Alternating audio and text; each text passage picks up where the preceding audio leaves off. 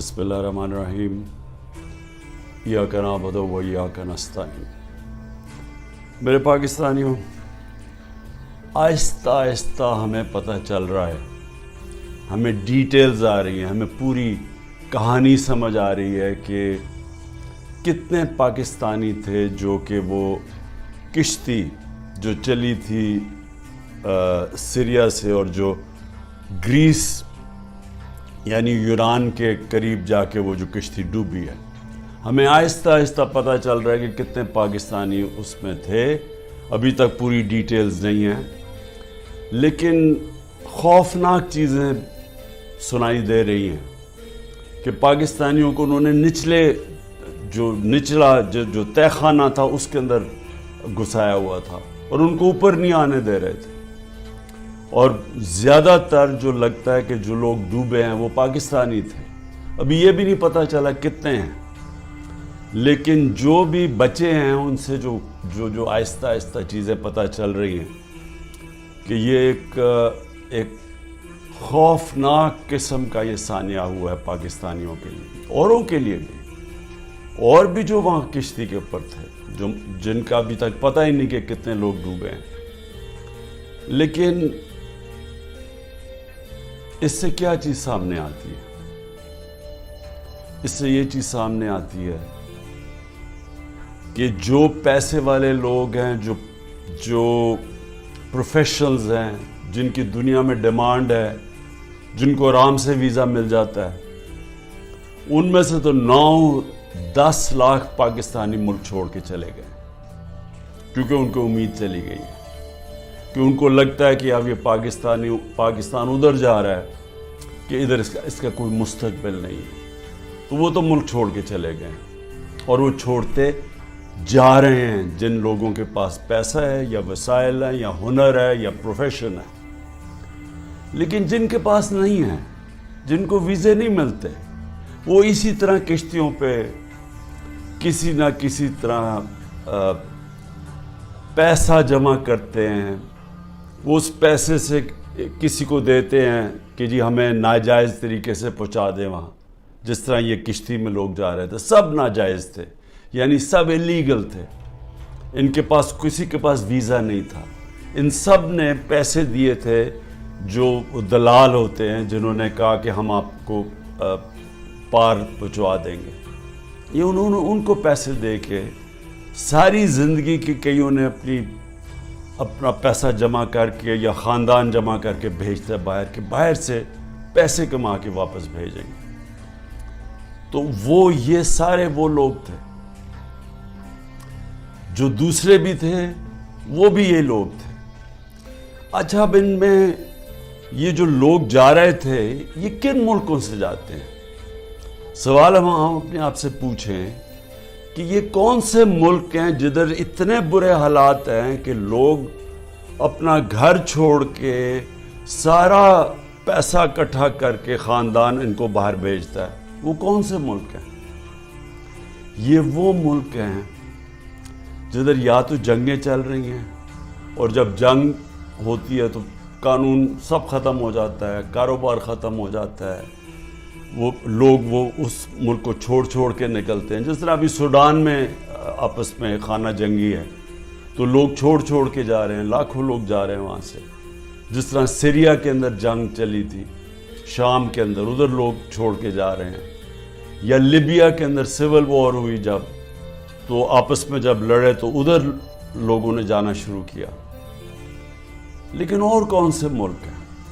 اب میں آپ کو یہ بتانا چاہتا ہوں کہ یہ جو میں آپ کو 27 سال سے کہہ رہا ہوں، انصاف کی تحریک، میں کہنے کی اپنی قوم کو یہ کوشش کر رہا ہوں کہ جب تک ایک ملک میں انصاف نہیں ہوتا، رول آف لا نہیں ہوتا، قانون کی حکمرانی نہیں ہوتی، وہاں خوشحالی نہیں آتی۔ تو یہ سارے تقریباً لوگ ادھر ان ملکوں سے جا رہے ہیں جدھر قانون کی حکمرانی نہیں، جدھر جنگل کا قانون ہے۔ تو میں آج آپ کو بتانا چاہتا ہوں کہ وہ ملک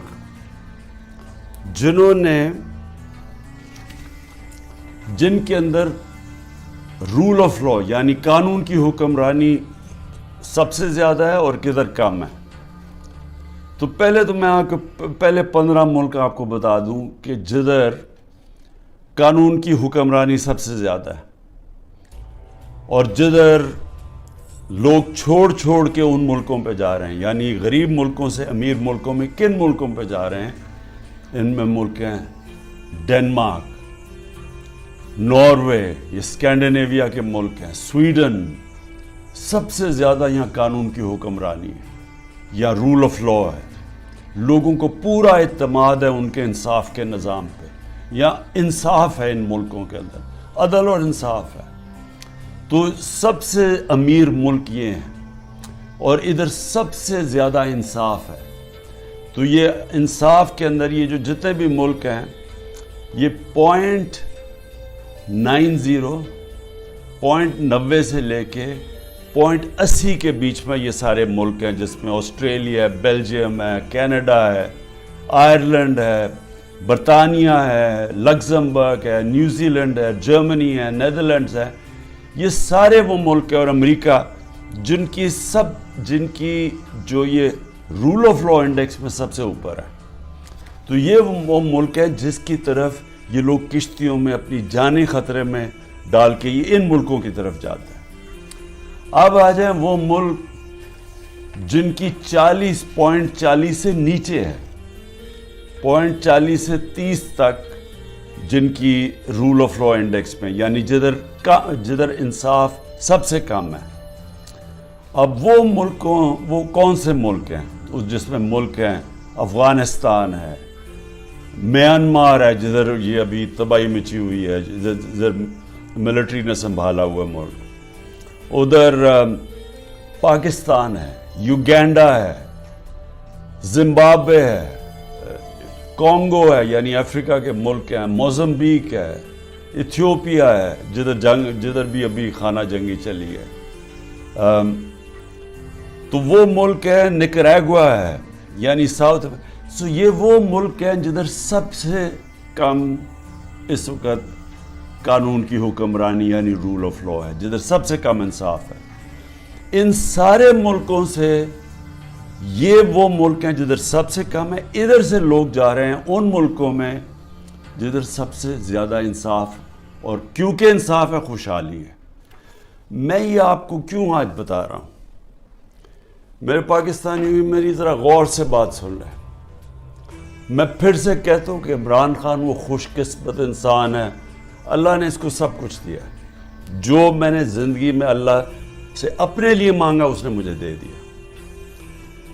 میں آپ کو یہ اس لیے بتا رہا ہوں کہ پاکستان کا یہ رول آف لا انڈیکس میں سے 140 ملک میں ہمارا نمبر 129 ہے، یعنی 129واں نمبر اس ملک کا ہے جدھر سب سے کم انصاف ہے۔ اب یہ سوچ لیں کہ یہ انڈیکس ادھر کا ہے جب سے یہ 9 مئی کے بعد مکمل طور پہ یہاں قانون کی دھجیاں اڑائی گئی ہیں۔ 9 مئی کے بعد پاکستان میں وہ بہانہ مار کے، اور میں انشاءاللہ جب بھی اللہ موقع دے گا میں یہ ثابت کروں گا، کیونکہ اب تو مجھے ڈیٹیلز آ گئی ہیں ساری، کہ ہمارے اندر لوگ گھسائے ہوئے تھے جنہوں نے یہ پلان کر کے یہ آگے لگائی ہیں، اور یہ ہر جگہ سے ایک ہی آواز ہے، یہ ہمارے لوگ نہیں تھے۔ میں نے ایک سے پوچھا، ہمارے لوگ چھپے ہوئے تھے، کیونکہ وہ چھپے ہوئے ہیں جیل میں ہیں، مجھے تھوڑا آہستہ آہستہ لیٹ پوری طرح اس کی خبریں ملی ہیں، لیکن جس سے بھی میں نے پوچھا ہے انہوں نے ایک چیز کہی ہے جی، کہ ایک دم کوئی لوگ آتے تھے اور یہ ایک دم ساروں کو اشتعال دلواتے تھے کہ چلو وہاں چلو، ادھر چلو جی GHQ چلو ادھر جا کے یہ جو جہاز چوک پہ میاں والی میں اس کو آگ لگا دو۔ لوگ کہے جی اب ہیں کون؟ وہ ہمارے تحریک انصاف نے کبھی دیکھے ہی نہیں تھے۔ تو یہ ہر جگہ سے یہ آئی ہیں، کور کمانڈر گھر کا جلا دیا گیا، بڑا شور مچایا گیا، لیکن آج تک کوئی IG پولیس سے پوچھا ہے کہ 2-3 گھنٹے لگ رہے ہیں کراؤڈ کو آنے کے لیے، آپ کدھر تھے؟ جو ٹرمپ کے لوگوں نے جب ان کی پارلیمنٹ کیپٹل ہل کے اوپر جب وہ انہوں نے چڑھائی کی، سب سے پہلے پولیس چیف کو فارغ کیا. تو ادھر تو یہ اس کو تو کوئی پوچھ ہی نہیں رہا. اور کیوں نہیں ابھی تک سی سی ٹی وی کیمرہ کی ساروں کو ٹی وی کے اوپر ڈیٹیلز آئی؟ سارا وقت ٹی وی پہ پروپیگنڈا چل رہا ہے. بتائیں تو صحیح، وہ شکلیں تو بتائیں. کیوں نہیں صحیح معنی میں ہمارا کیوں نہیں موقف لیا گیا؟ ہم ساروں کو پکڑ کے جیلوں میں ڈال دیے، کیسز کر دیے ہیں. میرے اوپر، میں جیل کے اندر تھا، 9 میرے اوپر، جیل میں جب میں تھا 9 کرمنل کیس کر دیے ہیں کہ میں نے ان کو اشتعال دلوایا تھا. کوئی ثبوت ہے؟ کوئی ہاں جی ہمارے پاس آتی ہیں جی کہ ہمارے پاس بڑے ثبوت جمع کیے ہوئے ہیں. میں چیلنج کرتا ہوں، یہ تو چھوڑو، 27 سال میری پولیٹکس میں ایک دفعہ بتاؤ کہ میں نے کبھی کسی کو کہا ہو کہ پرامن احتجاج کے علاوہ کوئی احتجاج کرو. ایک دفعہ مجھے کوئی بتا دے. میرے سارے پارٹی سینئرز کو میری پالیسی کا پتا تھا، اور سارے سینئرز وہی باتیں کر رہے تھے، پرامن احتجاج. ہم کہیں بھی پرامن احتجاج کر سکتے ہیں، یہ ہمارا آئین ہمیں اجازت دیتا ہے، کوئی نو گو ایریا نہیں ہے. لیکن یہ جو جلانا تھا، یہ ایک پلان سازش کے تحت اس لیے ہوا کہ اس کے بعد پورا ایکشن تیار تھا. ایک دم 48 گھنٹے میں 10,000 لوگوں کو جیلوں میں ڈال دیا، اور سارا کچھ بلیک آؤٹ میڈیا سے، اور سارا کنٹرول ہو گیا ایک دم. تو جو پہلے سے پلان بنا ہوا تھا وہ موقع مل گیا کہ ایک دم اس موقع کا فائدہ اٹھاتے ہوئے ایک دم لوگوں کو انہوں نے پارٹی کو ختم کرنے کے لیے پورا پلان بنا ہوا تھا. لیکن میں آج آپ سب سے کیوں یہ بات کرنا چاہتا ہوں؟ دیکھیں، جس طرف ہم اب نکل گئے ہیں نا، آپ یقین کریں اس ملک کا کوئی مستقبل نہیں ہے. میں اپنے ملک کے لیے اب کہہ رہا ہوں. میں نے بڑی کوشش کی ہے اسٹیبلشمنٹ کو اور آرمی چیف کو پیغام دینے کے لیے، لیکن وہ شاید یہ سمجھتے ہوں کہ میں کوئی کمزور ہو گیا ہوں، میں کوئی گھبرا گیا ہوں، یا میرے کیونکہ لوگ نہیں ہیں میرے یہ سارے اندر، مجھے اکیلا کیا ہوا ہے. تو شاید میں اس لیے کہہ رہا ہوں. میں آپ سے نہیں، جب سے میں حکومت سے گیا ہوں تب سے میں لگا ہوں کہنے کہ ہمارے ساتھ بات چیت کرو. 2 دفعہ جنرل باجوہ سے میں ملا بات چیت کرنے کے لیے. میں نے اپنی ٹیم بنائی جنہوں نے جا کے جنرل باجوہ سے میٹنگ کی کہ اس کا راستہ نکالو. میں پاکستان کی بات کر رہا تھا کہ ملک کے لیے کیا بہتری ہے. تو کوئی یہ نہ سمجھے کہ میں کمزوری میں بات کر رہا ہوں. مجھے خوف آ گیا کہ یہ میرا ملک تباہ ہو رہا ہے، اور میں واضح کر دوں میں نے کبھی یہ ملک چھوڑ کے نہیں جانا.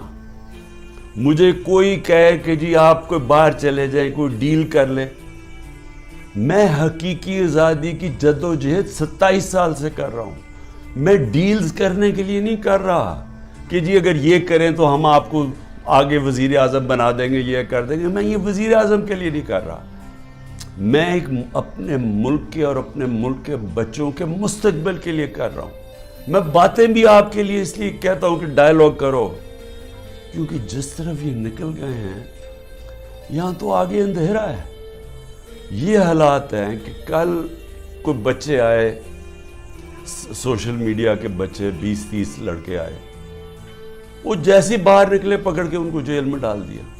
کس قانون کے تحت؟ بتائیں کس قانون کے تحت؟ پہلے تو آپ کہہ سکتے تھے نا جی کہ یہ ہمیں جی وہ کوئی جیو فینسنگ میں نظر آئے ہیں. آپ کو تو پتہ ہی نہیں ہے لڑکے کون ہیں، پکڑ کے سیدھا جیل میں لے گئے. میرے وکیل عزیر بھنڈاری جو کہ سینئر ایڈوکیٹ ہے سپریم کورٹ کے، ان سے میں نے ملٹری کورٹس کے اوپر میٹنگ کی کہ یہ ملٹری کورٹس کو ہمیں چیلنج کرنا چاہیے کہ بالکل دنیا میں مذاق ہو رہا ہے پاکستان کا، کبھی جمہوریت کے اندر بھی ملٹری کورٹ آئے اور وہ یہاں سے باہر نکلے، اس کو اٹھا کے لے گئے، اس کو اور اس کو ڈرائیور کو. یہ کس قانون کے تحت؟ یعنی یہاں تو قانون کی دھجیاں اڑا دی. یہاں تو بلکہ بنانا ریپبلک سے بھی بدترین حالات ہو گئے ہیں. میڈیا کا منہ بند کر دیا. میں ویسے وہ میڈیا والوں سے ذرا آج پوچھنا چاہتا ہوں جو جہاد لڑتے تھے میڈیا کی آزادی کے لیے، وہ میڈیا ہاؤسز، جی ہم آزادی رائے اور آزادی میڈیا، وہ کدھر چلے گئے ہیں؟ چپ کر کے دم دبا کے سر بیٹھ گئے کہ سارا اس وقت عمران خان کا نام نہیں آنا چاہیے میڈیا کے اوپر، وہ پتہ نہیں کتنا خطرناک دہشت گرد ہے۔ اس کے بعد جو جوڈیشری کے اوپر پریشر ڈالا ہے، جس طرح کی دھمکیاں ججز کو دی جا رہی ہیں، ہمیں فرسٹ ہینڈ پتہ ہے کہ ججز سے کیا کیا جا رہا ہے۔ جو جج لائن میں نہیں، اس کے اوپر میڈیا اس کی ٹرائل شروع کر دیتے ہیں، اس کے اوپر ہر قسم کرپشن کیسز، ہر چیزیں اٹھاتے ہیں۔ ان کے ایک، اب میں بتاؤں، سینئر سپریم کورٹ کے جج کے ان کے لوگ اٹھا کے لے گئے، ان کے نوکر کو اٹھا کے لے گئے، تو ان کے اوپر بھی پریشر ڈالا ہوا ہے، کسی طرح ان کا منہ بند ہو جائے۔ ہر قسم کا پریشر ڈالا ہے کہ وہ بھی لائن میں آ جائیں کہ یہ اس ملک کے اندر مکمل طور پہ آمریت قائم ہو جائے، کسی کی جرت نہ ہو، خوف کی فضا اتنی ہے، سب ڈرے ہوئے لوگ کہ جی اب پتہ نہیں کس کا گھر رات کو توڑا جائے گا، گھس جائیں گے اندر پولیس۔ اچھا پولیس بھی عام سادہ کپڑوں میں آتے ہیں، شلوار قمیض میں آتے ہیں، بندوقیں پکڑ کے اندر گھس جاتے ہیں، چیزیں توڑ کے چلے جاتے ہیں، لوٹ کے چلے جاتے ہیں۔ پولیس لوٹ رہی ہے، پولیس کو سوچے کیا حال کر رہے ہیں کہ آپ یہ پولیس سے جو یہ کام کروا رہے ہیں، کیا پولیس اپنے یہ کام نہیں کرے گی؟ اور کیا اس سے یہ واضح ہوتا ہے کہ کیا عام غریب آدمی، اس کے گھروں میں تو یہ عام ہوتا ہوگا۔ میں اپنی پارٹی کو یہ بار بار کہتا ہوں کہ اب دیکھو جو ہمارے پہ گزر رہی ہے، اس ملک کے کمزور پہ ہر روز ایسے ہوتے ہیں جب بھی اس کا طاقتور سے ٹاکرا ہوتا ہے۔ سوچیں انٹیریئر سندھ میں کیا ہو رہا ہے، جو یہ زرداری کرتا ہے لوگوں سے، تو یہی تو کرتا ہے وہ ان سے، لوگوں کو غلام بنانے کے لیے تو دہشت گردی ہے۔ ایف آئی آر کٹوا دی، مارے پڑوا دی، اغوا کر دیا، مروا دیا، تو یہ تو وہ بھی کرتا ہے۔ یہاں بھی ایک وہی فضا بنائی ہوئی ہے کہ جی کسی ٹائم کے کسی گھر پہ آ جائیں گے، عورتوں کی لاپرواہ ہے، چادر اور چار دیواری کی بے حرمتی کی جا رہی ہے۔ یہ شرم کی بات ہے کہ ہمارے وہ سینئر جرنلسٹ جن کی کریڈیبلٹی ہے، دنیا عزت کرتی ہے، قوم ان کو مانتی ہے، وہ ملک سے 4-5 ملک سے باہر بھاگ گئے، ان کو باہر بھگوا دیے۔ ارشد شریف کے ساتھ جو انہوں نے کیا، جتنا شاید ہی اس ملک میں ایسا دلیر اور ایک محب وطن صحافی تھا، ایک انویسٹیگیٹر جو محنت کرتا تھا، اس سے جو کیا کیا گیا۔ عمران ریاض یوٹیوب میں سب سے بڑی فالوئنگ جس کی ہے، اس کا مطلب کہ قوم اس کو سنتی تھی، قوم مانتی تھی اس کی بات میں۔ وہ ابھی تک مہینے سے اوپر ہو گیا ہے، اس کے بیوی بچوں کی کوئی فکر ہے کہ ان کے اوپر کیا گزر رہی ہے، غائب ہوا۔ اور ہماری پولیس کیا کر رہی ہے؟ آپ کا جی جیو فینسنگ میں نام آ گیا، ذرا ادھر آئے نا، آپ جیل میں جائیں گے۔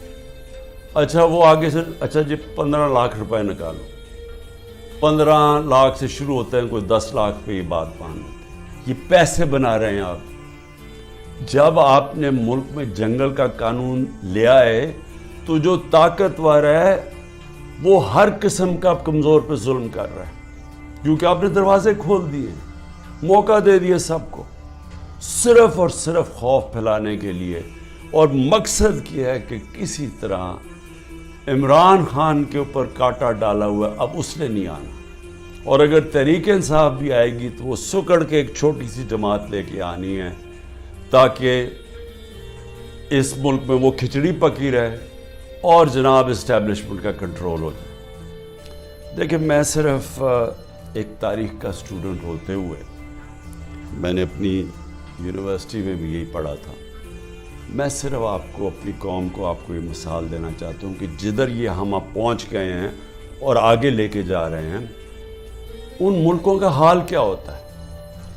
یہی حال جب دوسری جنگ عظیم کے بعد یورپ آدھا آزاد ہو گیا، یعنی جمہوریت آ گئی وہاں. آدھے یورپ کے اندر اسی طرح کے حالات، آمریت آ گئی. میڈیا کے اوپر کنٹرول، لوگوں کی زندگی پہ کنٹرول، اس طرح پھر رہے تھے، جاسوس پھر رہے تھے ساری جگہ. کوئی بات کرتا تھا اس کو پکڑ کے جیل میں ڈال دیتے تھے، لوگ غائب ہو جاتے تھے گھروں سے. یہی حالات سوویت یونین کا جو حصہ بنے ایسٹرن یورپ میں آ گئے، اور جو ویسٹرن یورپ تھا وہ آزاد ہو گیا، وہاں جمہوریت آ گئی. 50 سال کے بعد ایسٹرن یورپ پیچھے رہ گیا اور ویسٹرن یورپ خوشحال ہو کے آگے بڑھ گیا. ایسٹ جرمنی، ویسٹ جرمنی ایک ہی لوگ ہیں، جرمن ایک ہی لوگ ہیں. ایسٹ جرمنی میں آگے اسی طرح کے حالات، آمریت آ گئی. ویسٹ جرمنی آزاد ہو گیا، ویسٹ جرمنی آسمانوں پہ چلا گیا، ایسٹ جرمنی پیچھے رہ گیا. اسپین کے اندر ڈکٹیٹرشپ آ گئی، وہاں یہی حالات تھے جو آج ہمارے سے ہو رہا ہے. اسپین میں یہ 30 سال کے لیے فرینکو بیٹھ گیا ایک ڈکٹیٹر. سارا ویسٹرن یورپ آگے نکل گیا، اسپین پیچھے رہ گیا. سب سے کم خوشحالی اسپین میں تھی. ساؤتھ کوریا، نارتھ کوریا ایک ہی لوگ ہیں، کورینز.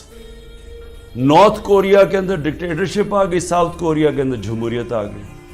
آج ساؤتھ کوریا آسمانوں پہ ہے، نارتھ کوریا میں لوگ بھوکے مر رہے ہیں. ابھی BBC کی ڈاکیومنٹری آئی ہے کہ لوگ بھوکے مر رہے ہیں نارتھ کوریا میں.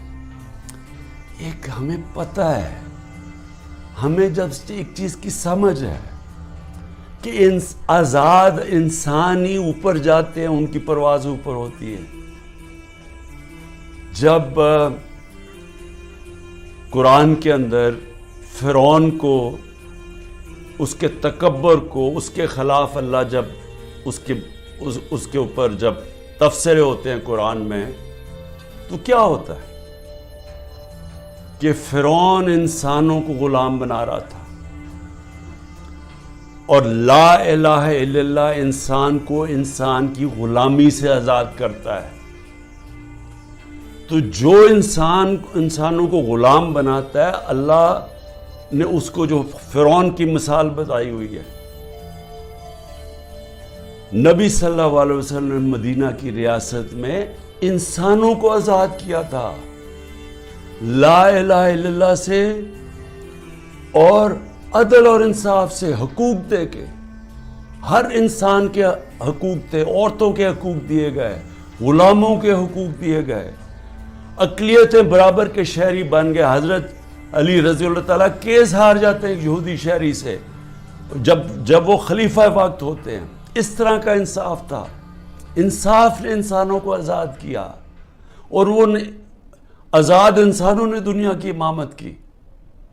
تو یہاں تو الٹا جا رہا ہے، یہاں تو انسانوں کو غلام بنایا جا رہا ہے کہ گھروں میں تم اگر یہ بات نہیں مانو گے تمہیں ماریں گے، تمہیں یہ کریں گے، تمہیں اٹھا لیں گے، تم نہیں ہو تو تمہارے رشتہ داروں کو اٹھا دیں گے. اگر وہ باہر پاکستانی بیٹھے یا رشتہ داروں کو پکڑ لیتے ہیں. کس قانون کے تحت؟ تو جس طرف ہم جا رہے ہیں، ہمارا کوئی مستقبل نہیں ہے میرے پاکستانیوں. میں کل جا رہا ہوں، ہر وقت میں جیل کے لیے تیار ہوں. میں اس وقت ہر قربانی کے لیے تیار ہوں. نہ میں نے کوئی ڈیل کرنی ہے. جس طرح میں نے کہا، میرا کبھی کسی صورت میں اس ملک سے باہر نہیں جاؤں گا، کیونکہ میرے پاس کون سے باہر پیسے پڑے ہوئے ہیں. تو میرا تو ملک یہ ہے، میں تو سب کچھ بیچ کے اس ملک میں آیا ہوں. میں تو کشتیاں، میں نے ہمیشہ فیصلہ کیا تھا کہ یہ میرا گھر ہے، ادھر میرا جینا مرنا ہے. کسی صورت نہ جانا ہے، نہ میں نے کوئی ڈیل کرنی ہے کہ جی -1 کر لو. میں اس لیے تو نہیں پالیٹکس میں آیا تھا، میں تو حقیقی آزادی کے لیے آیا تھا. میں تو یہ اگر ڈیلز کرنی ہوتی بہت پہلے ڈیلز کر لیتا. میری جدوجہد رہے گی جب تک میرا ملک حقیقی طور پہ آزاد نہیں ہوتا، اور اس کے لیے جیل کے لیے بھی تیار ہوں. کل میں جا رہا ہوں، کوئی 19 میری بیلز ہیں. ایک کسی نے جج نے پریشر میں آ کے کینسل کیا، حالانکہ کیس ہے، بوگس کیسز ہیں سارے. لیکن ایک نے فیصلہ کرنے کہ جی بیل کینسل کر دیا، جیل میں چلا جاؤں گا، اس کے لیے بھی تیاری کر کے جاؤں گا، وہ نہیں جاؤں گا تو کوئٹہ میں کیس کر دیا۔ سوچیں، سارے لوگوں کو پتہ ہے کہ وہ خاندانی دشمنی تھی۔ ابھی قتل ہوتا ہے تو 4 گھنٹے کے بعد جناب لا منسٹر کہتے ہیں عمران خان نے قتل کر دیا۔ یہ اسی طرح ہے جب وہ میرے اوپر جب وہ گولی چلائی تھی وہ اس نے شوٹر نے، نوید نے، تو ابھی چند منٹوں کے بعد ڈی پی او کے فون سے وہ ساروں کو میسج چلی جاتی ہے، جی میں دینی، یعنی کہ وہ دینی انتہا پسند ہے، عمران خان نے دین کی توہین کی یا کیا، وہ پہلے سے پتا تھا۔ یہ بالکل وہی ہے، 4 گھنٹے، اس کے 40 گھنٹے کے بعد ایف آئی آر کٹتی ہے، ایف آئی آر 40 گھنٹے کے بعد کٹتی ہے، 4 گھنٹے کے بعد جناب لا منسٹر کہتے ہیں عمران خان نے مار دیا اس کو۔ جس طرح عمران خان کو بڑا کوئی خطرہ تھا اس کیس سے، یا اس نے کوئی پہلے بڑے قتل کیے، 150 تو کیسز اور تھے، تو یہ پہلے سے پلان کیا ہوا کسی نہ کسی کیس میں مجھے پتا ہے کہ انہوں نے، میں جیل میں چلا جاؤں گا، لڑوں گا یہی کیس لے کر، کوئی ملک نہیں چھوڑوں گا، کیس سارے لڑوں گا۔ لیکن میں اپنی قوم کو ایک پیغام دینا چاہتا ہوں، دیکھیں یہ آپ کا بہت بڑا امتحان ہے، اللہ نے آپ کو بڑے امتحان میں ڈالا ہوا ہے۔ قرآن میں وہ کہتے ہیں میں بار بار تمہارے ایمان کو مشکلوں سے آزماؤں گا۔ یہ ٹائم ہے آپ کا، اب ایمان آزمایا جا رہا ہے۔ زندگی موت اللہ کے ہاتھ میں ہے، میری طاقت کدھر سے آتی ہے؟ مجھے پورا ایمان ہے کہ جب اللہ نے فیصلہ کیا میں نے جانا ہے، کوئی مجھے روک نہیں سکتا، اور اس نے جو مجھے 2 دفعہ بچایا ہے، انہوں نے جو قتل کرنے کی کوشش کی، کیونکہ اس نے بچایا ہے، اس کا فیصلہ تھا، میں نے ابھی نہیں جانا۔ میرا ایمان ہے، عزت ذلت اس کے ہاتھ میں، جو مرضی پروپیگنڈا کریں، ٹی وی میں گند اٹھا لیں، نہیں ذلیل کر سکتے، کیونکہ اللہ نے اپنے ہاتھ میں رکھا ہو، اور رزق اللہ کے ہاتھ میں۔ جو لوگوں کے گھر توڑے جا رہے ہیں، فیکٹریاں بند کر رہے ہیں، بزنسز بند کر رہے ہیں، اور سوچیں بزنسز بند کر رہے ہیں، کون پاکستان میں پیسے انویسٹ کرے گا؟ مجھے بتائے نا۔ جب وہ دیکھ رہے ہیں کس قانون کے تحت لوگوں کی بزنس بند کر رہے ہیں، روزگار بند کر رہے ہیں، ان کے لوگ بیچارے بے روزگار کر رہے ہیں، آج کل کی مہنگائی میں لوگ بے روزگار ہو رہے ہیں، کس قانون کے تحت؟ کوئی ان کو فکر نہیں ہے۔ فرعون بنے ہوئے ہیں، جو مرضی چاہیں کر سکتے ہیں، خوف کہ جی ہماری دہشت پھیل جائے، بس ڈرایا ہوا ہے لوگوں کو۔